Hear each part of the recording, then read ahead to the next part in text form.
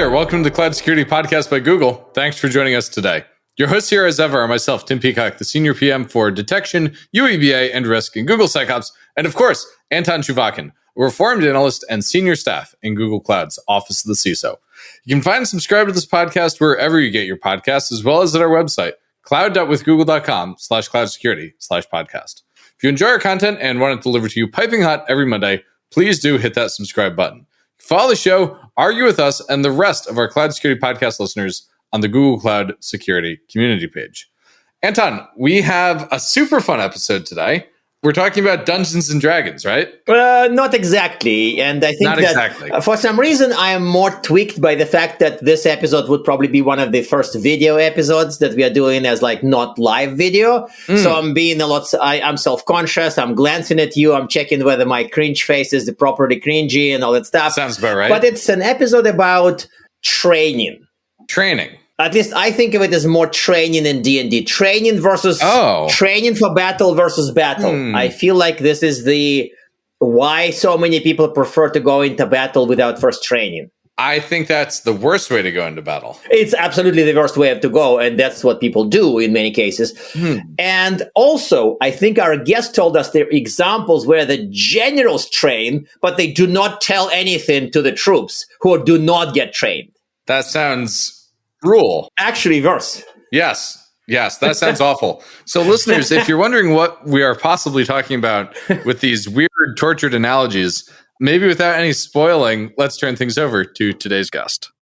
Today we're joined, returning guest, coming all the way back from our episode about teamwork under adverse conditions, joined again today by Gibran Ilyas, a director for incident response at Google Cloud Mandiant. Gibran, thank you for joining us today. You and I had one of the scariest conversations of my career ages ago, but we're talking about something a little bit less scary today, and also something that I love personally doing in my spare time, which is tabletop. But we're not talking about D&D. We're talking about tabletops for incident response preparedness. What's the story here?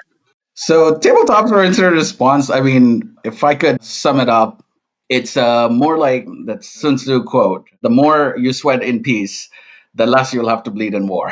So it's basically like building the muscle memory for dealing with the incident. So when the 11th hour comes, you're not panicked. And you know what happens when you're making decisions in panic, they're not the right calls. You're very irritated at your team. There's a lot of finger pointing, lots of bad decisions. And then those are the decisions that actually come back to bite when, there's lawsuits, be it class action lawsuits, be it lawsuits from your partners, be it like scrutiny from the government and regulatory bodies. So it's basically like a set of rules that you're agreeing to coming together before the incident. So you're making some really good decisions and penning it down so that when you actually have an incident, you are not fighting amongst yourself. You're basically saying, hey, based on our organization's risk profile and risk appetite, these are the calls that we agreed that we're going to make. So here we go. Now we just have to practice. And then there are, several playbooks for different kinds of scenarios. So once you've gone through those playbooks in tabletop exercises and you've got that muscle memory built in, it is very smooth. So let me ask you an absurd question, which is not on the script. I know it, you know it, maybe even Tim knows it. I don't know about Tim, we'll see. But this is super easy, it's cheap, it's useful, and it does help a lot. Why is it seen as kind of like elite pursuit? Why only the enlightened people do it? If it doesn't take $1 million product to do it, it doesn't take a lot of advanced skills. You may need a facilitator, but it's like one consultant probably from Mandiant for some time, or maybe even no facilitator. So why is it not all over the place? Why is it seen as an elite practice? It got introduced by, say, the executives and the external counsels. So when they get in their room, they deal with just the executives, right? And they just do very high level, right? And, I like those tabletops, those are equally fun and they help with the preparations. But, in those tabletops, there are a lot of assumptions because it's a 2.5 hour tabletop. And I'll tell you, Tim, it's like they think there's a magic wand for everything. They're like, oh, Yikes. okay, yeah, if I need cloud logs, okay, this will come in like 10 minutes. But when we actually do the same tabletop with the technical team, they go like, oh, first of all, I don't know if we have the logs. Number two, That's right. you know, if we have the logs going as far back as Gibran wants, right? And then third, we don't even know like if we have hot storage for this or cold storage. So we got to go to like a vendor or like a third party backup provider to get it. So yeah, I think it's because it started with more executives and the external counsels. It's the default is the first level is okay, go run it with the executives because they never see it. The tech people, they're dealing with one incident or the other, so they have more practice. But I will tell you this now, after having done multiple one of these, the execs are also saying that, hey, whatever we're saying, is it that simple? So they're the ones saying, hey, look, let's go to the tech because whenever we have an incident, it's never that smooth. But in tabletop, everything is smooth. So Really? That's right. Yes, okay. yes. Okay. You need to actually do one with the tech team, and then we escalate it to you with the information and the timeframes, because the timeframes are really important. The first 72 hours, they set the tone. And if you're basically not making decisions and if you're like stagnant and, very scared, I mean, that whole culture or that whole lack of momentum, it translates to everybody and your vendors, experts. But if you become very positive and you go make some really, consensus or decision and you go for it, then the momentum turns very positive. The worst thing is, like in 72 hours, don't wait, because you are going to have to make the decisions with imperfect facts. Executives are not very comfortable with it because they are the ones who are going to answer at some point, right? So I think that it's is pretty very uncomfortable to be in Congress and say, well, Congressman, we thought the adversary wasn't on that server. Yeah. Yes, that's true. You touched on the right thing because the executives are getting so much pressure from their business partners for recovery. So there's a big decision to be made, right? Hey, are we going to preserve the evidence for forensics or we're going to go for recovery because that's what our business partners are asking? And if you're not doing it, I mean, in defense of executives, then they are severing the connections. So all the money streams, all of that is gone. So they have to make a very, precise business decision on what they want to do. And that is a very tricky decision, I would admit. But if you don't have the facts, you're going to play a lot of, at Chuck E. Cheese, you play the whack-a-mole game. So if you don't have the facts, you're basically playing that. You recover one part of the network, the attacker comes back in, and they infect you all over. And that is actually a bigger frustration, right? Because imagine you going in like some board meeting and saying, oh, yeah, we've recovered this part of our business. And then 2 days later, oh, by the way, that recovery, it didn't go so well because the attacker was still in our network. That actually makes sense. And I think that maybe the key lesson here before we go to the next question is that if you just do the high level, quote unquote, executive tabletops, you're kind of missing out on most of the value because actual implementation would be by magic. Oh, yeah. And then we remediate.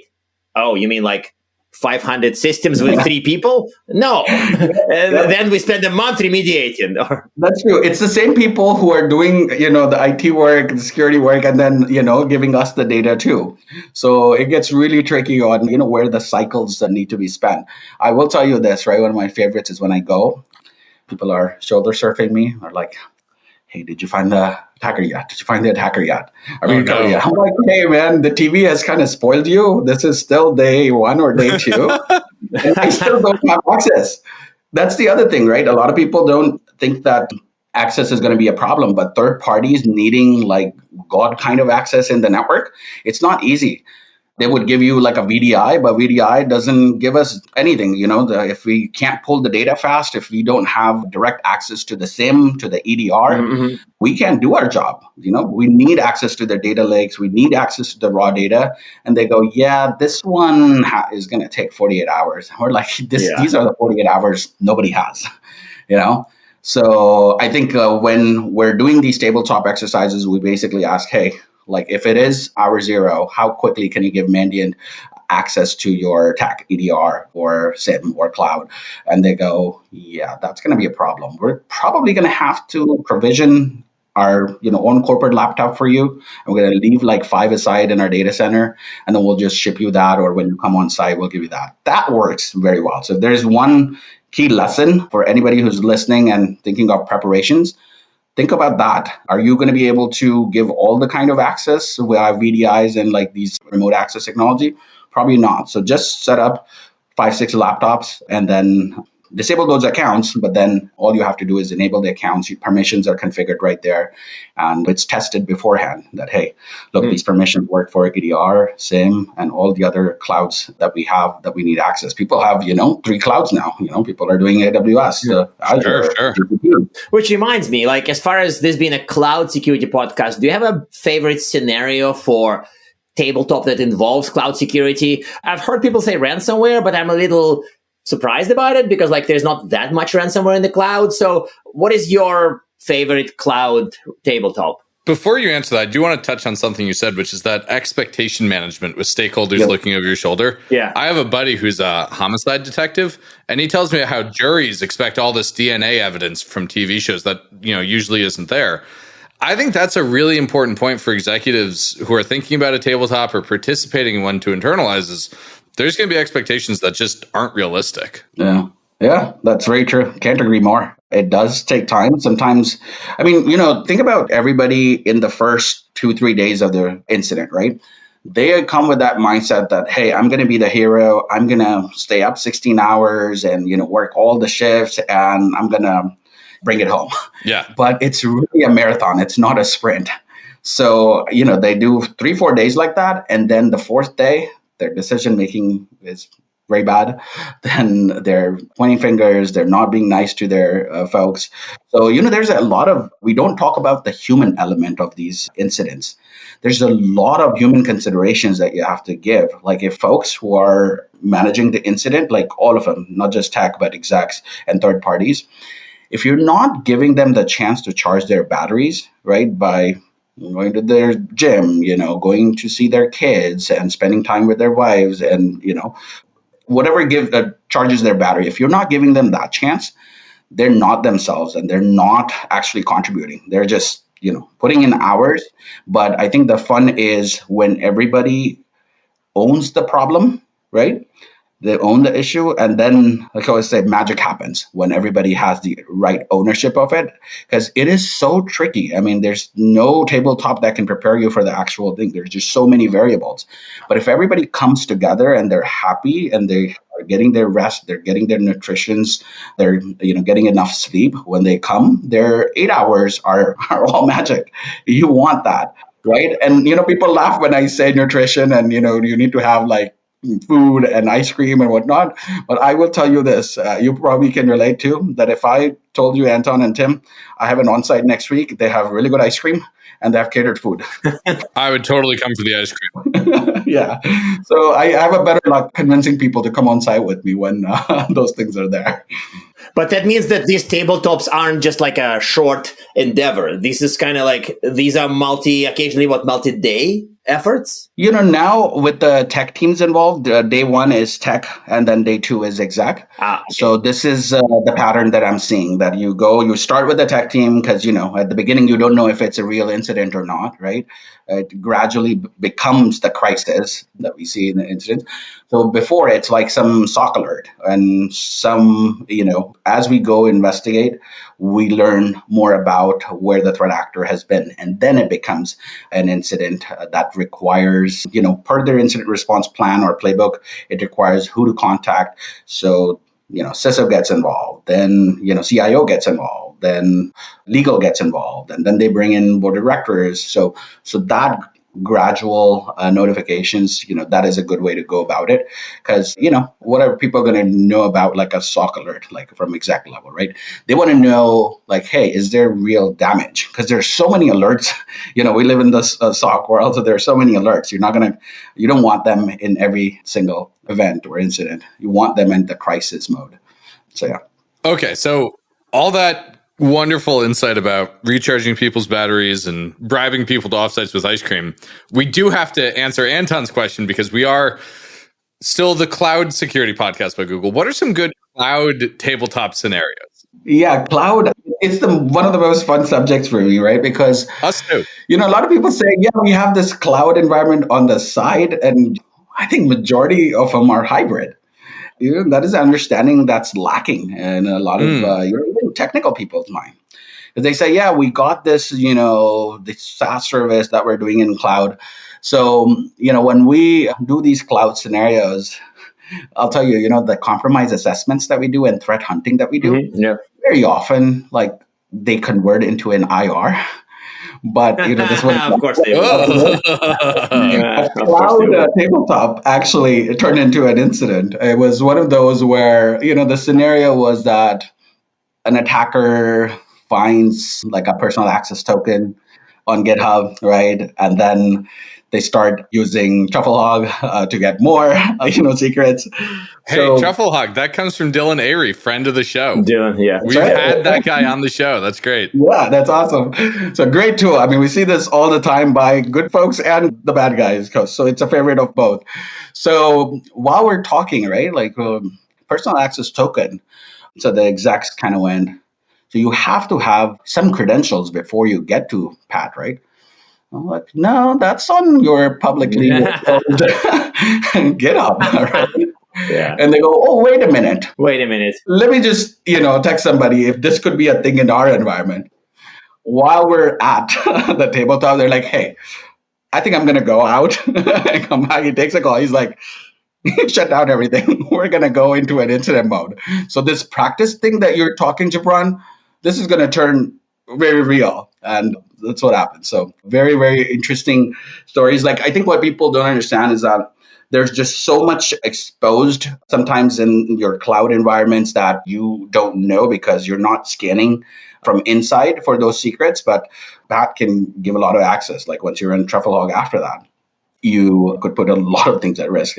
So one other one, I would say, in a scenario where attackers are on-prem, right, and then they get the ntds.dit file, like the Active Directory database that has the password hashes. So if they compromise the cloud administrator's password, if they decrypt that, then the attackers move into the cloud. They move into their Enter ID, and then from Enter ID to some cloud console. In those scenarios, it's interesting when we're sitting in tabletop. So these folks go, oh, I know up until the on-prem, that is my area. But this Enter ID and all of those Intune things that you're talking about, I don't even have the right people in the room because I thought this is separate.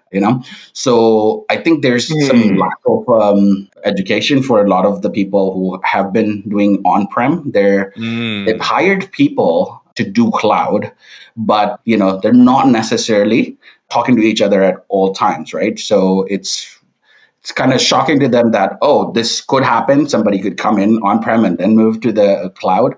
But majority of the setups, even though people claim that, hey, their cloud is separate and their on-prem is separate, really not. This is stuck in my head for 2 years after I attended a session by two Mandian consultants that was beautifully done. I knew you were going to bring that up. Yeah. I'm sorry, but it's like, it's not a jab against anybody, but it's just like, it's such a pithy line that whatever you do in the cloud, you're still owned through AD. That's right. But it's depressing because the presentation was 2023. It's like 2 years and you essentially tell us the same exact story, is that if you have this beautiful cloud built on some third-party cloud provider, whatever, and then you get owned through AD. Yeah. I mean, think about this. It's not just cloud that has that AD connection. It is your virtualization platforms too that you connect with AD. That is by design to make it easy for admins to have just one set of credentials doing everything.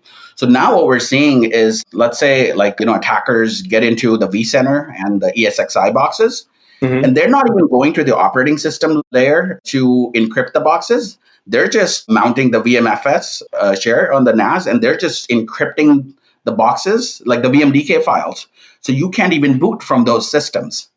And, ouch. The ouch is not just for it's for us too. So imagine our lives, Tim and Anton. If we can't analyze those boxes, right, we're coming up empty, right? Yeah. And when they're restoring their, VMDKs, that's from like a prior time when the attack wasn't happening. So we're coming up empty, and we're doing like deep, the analysis that we used to do 15, 20 years ago, like take a forensic image, transfer it to the lab processes the chain of custody, and then we get access. That's like 48-hour delay right there, right? And we're not getting good data because the VMs themselves are encrypted. So then the decision making for the decryption key for paying the ransom is not just that, hey, we want our data back. It is like, hey, the broad needs to do its job to give us the answers. So that whole single sign-on and all that you're talking about, that hits home for so many different things in the network. And ESXi compromises, the recovery path is so long because you need then clean, virtualization platform, then you need to build domain controllers on top of it, your whole identity management, and then basically the thing. And that's one of the realizations that we've been trying to preach in these tabletops, that a lot of people say, hey, look, we're breached, we know. Like, for airline would say, hey, we just need these applications to keep our planes up in the air. But it's not that simple.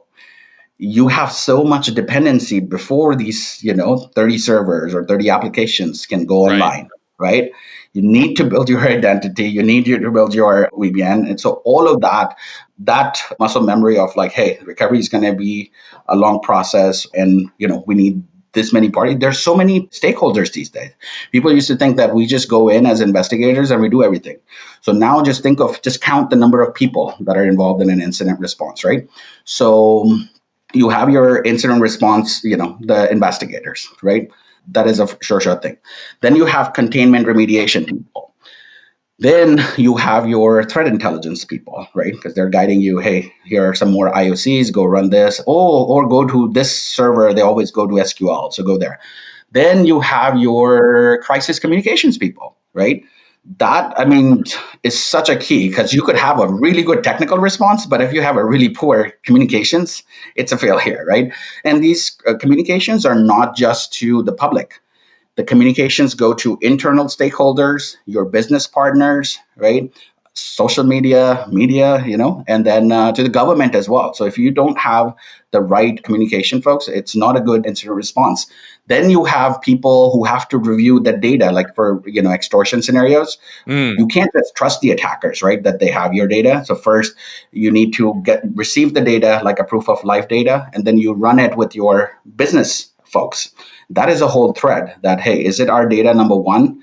And is this our data that actually matters or no? Because, we're going to have to make a decision of like $10 million plus ransom payment. So you have to do that. So, and then, there's one thing that is really, really key in these investigations. It's called attestation by third parties.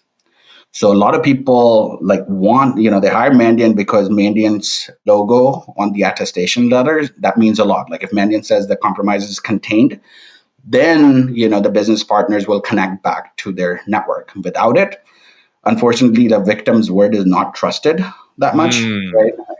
So they want like Mandiant to say, hey, look, we found the root cause of the incident. We have contained it. And this particular environment is now green, like it's ready for production. So now we'll connect back. So there's a lot of things going on. There's a red network, a yellow network, a green network. So all those things, that requires manpower. And if you don't have it, it's a real challenge. Like one of the things that I am a big proponent of, I like very empowered project managers in the war room, because if they're not there, then the delays in task is really long, because if everything is connected. So for my task, there could be a prerequisite that somebody else needed to do, and they don't do it, then I'm delayed by 24 hours. Sure. So, and then the other thing that's very important when I say empowered project managers, like let's say we go through 2 weeks of containment remediation, and then the third week I'm up at 1 and I see the threat actor. And I want to shut down a server. So if I don't get the person online to make that decision, can I, bring the server in quarantine mode? It's disaster, right? Because 2 weeks, so many people, like 50 people working on an incident, working so hard. But then because I can't get a response from an empowered person, I let it go for an hour, and then attackers are creating beachheads again, and then we have to do it all over again. And then we essentially do the 2-week project at the cost, right? At the same, you're not going to get like a 2-for-1. Yep. So a lot of like good decision making and a lot of empowered people. So when we do these tabletops, we ask, hey, do you have somebody who's going to take this project manager role? So the more mature companies, they're now like putting in their best project managers on this. Really? Yeah, like the best, or head of project management. Like, hey, you're going to supervise this because people know you, people are going to respect you. And when you ask us, even the execs and the ELT, EMT, we're going to respond to you as if we just put some second year, third year project manager, they're not going to respond.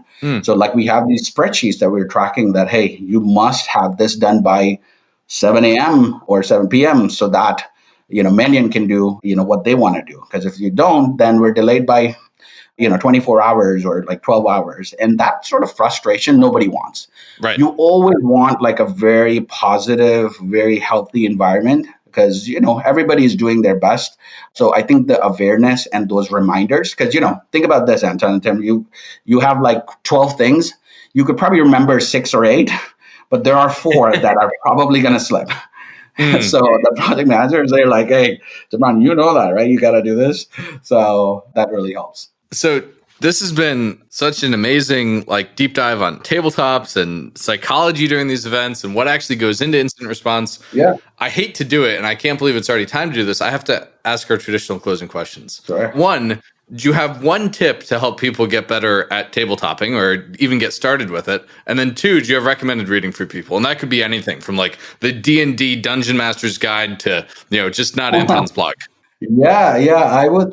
I'd say this, like a lot of people just say, hey, Jabran, go create a tabletop. I don't think that's the right approach. I think it's, if you want a tabletop, you want to work with me to, number 1, understand who your adversaries are, right? So I can make a very custom tabletop.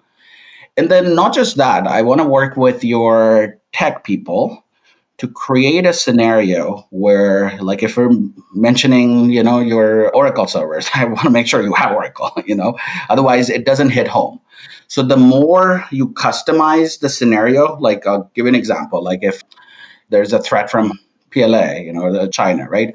So you say, hey, look, this is their 5-year plan. They're going to go after energy. You are an energy company. So, that brings it home. That's the first part. Who the threat actor is, what they're going after, right?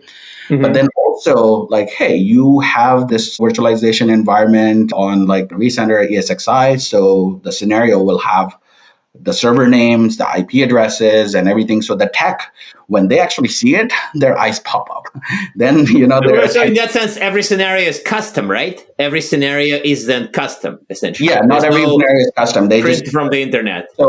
So I think it's custom enough that it mentions like what they have, but not custom enough to a point where we're mentioning their host names, their IP addresses, which data center it's at, because there's so much logistics in these incidents that you need to understand that. So the more custom it is, the better attention you get from both the techs and executives. And then I think have legal in there. Because, if you leave it for people like me, we love to watch the attackers, right? But at what point the lawyer is going to say, hey, look, this is consumer data that's leaving the building. Jabran, I know you want to watch the attackers because you want to defend them well, but we just can't allow it because regulators are going to kill us, right? Like if we let this go and we can't defend it, 6 months down the road. So like customization, legal in there. I also am a big proponent of like law enforcement because people have this negative, reaction when we say it, but they've changed a lot. Like FBI is now able to get decryption keys for some of the threat actors for ransomware. No way. They could, and they're also, they have those relationships with the cloud providers. Like if your data is in one cloud, they could seize it quickly. Sometimes they could actually, depending on which U.S. attorney's office that they deal with, they could get us the forensic image of the attacker server, which I will tell you, my folks love to investigate. And this is like a reward that I give them that, hey, you get to investigate an attacker server. And they go like, man, you're the best boss in the world. So So that's that. So, and then the thing that you asked about reading, again, what the quote that I started with from The Art of War, you want to have practice, and the more you practice these scenarios and with the right stakeholders, the better. Because you don't want, think about this, right? In an incident, right? Like, let's say me, you, us three are going to go into a crisis mode. Mm-hmm. Isn't it better for us to have met before than meeting the first time? Yes. Because in an incident, as much as you need an expert, you need a friend, right? So when you go in, just like, when you're going on a stage or doing for the first time, you have these butterflies in your stomach, right? But if you have already worked with those people, the trust is just amazing, right? Like the day that I show up without meeting people are like, very, they don't want to open up to me because they think I'm going to put them under the bus. I'm going to be the cause of their job, right? Like if they lose their job. But if we've met those people beforehand in these tabletops and prep sessions, they're like, Bron's my friend. I'm so glad he's available and he's here. So he will take care of it. And they know all my background, right? Like that, hey, I let this breach, that breach. Just like, hey, if he could do a breach for like 3 billion accounts, we've only lost 100,000. So there's like this relativity there. And they go, I kid you not, I feel like I don't do anything technical. I'm like a therapist now in this current role.